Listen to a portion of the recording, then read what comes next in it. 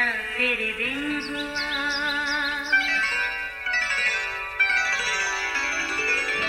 नया फिर दिन हुआ, पुरानी रात का करे सो शुक्र हम खुदा की जात का, खुदा की जात का नया फिर दिन हुआ।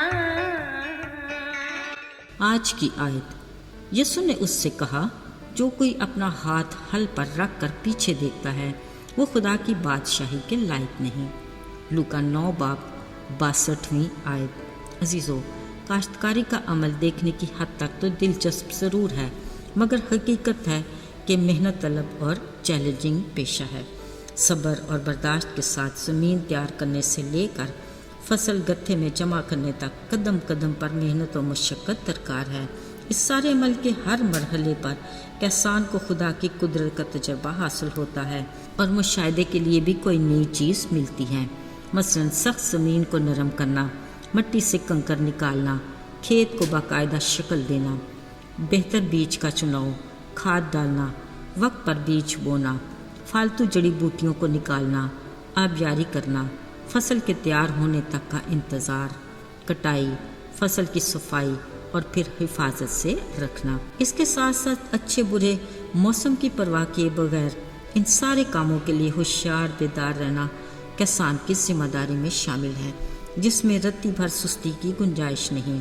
एक मेहनती और जिम्मेदार किसान जब एक बार अपना हाथ हल पर रख लेता है तो फिर वो पीछे मुड़कर अपना वक्त ज़ाया नहीं करता, बल्कि अपने ट्रैक पर नजरें जुमाए आगे बढ़ता, कामयाबी के साथ अपने टारगेट तक की रसाई की तगदो में रहता है। अजीज़ों, सामने देखना, आगे बढ़ना और मंजिल तक पहुंचना, यही तो बामकसद और कामयाब ज़िंदगी के ज़रूरी असूल हैं।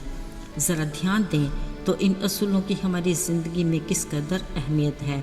यही वजह है कि यीशु ने हल पर हाथ रख कर पीछे देखने वाले किसान की मिसाल उस शख्स से दी जो खुदा की बादशाही के लायक नहीं।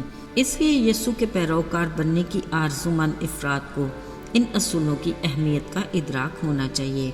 उनकी ज़मीनी ज़िंदगी के दौर में बहुत से उनकी शख्सियत से मुतासर होकर उजलत में यीशु के साथ रहने का फैसला करते थे, लेकिन वो उन्हें लफ्ज़ी नहीं बल्कि अमली पैरोकार बनने की हकीकत से आगाह करना चाहते थे।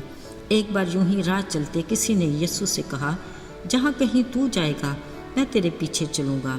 यीशु ने जवाब में कहा, लोमड़ियों के बट होते हैं और हवा के परिंदों के घोंसले, मगर इब्ने आदम के लिए सर धरने की जगह नहीं।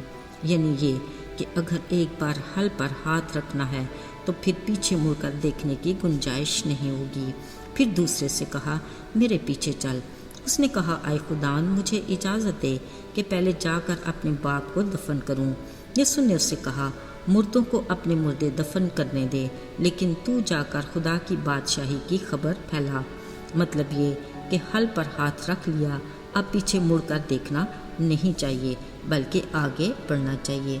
यूं ही एक और ने भी कहा, आए खुदावंद, मैं तेरे साथ चलूँगा ज़रूर, मगर पहले मुझे इजाज़त दे कि अपने घर वालों से रुखसत हो आऊँ।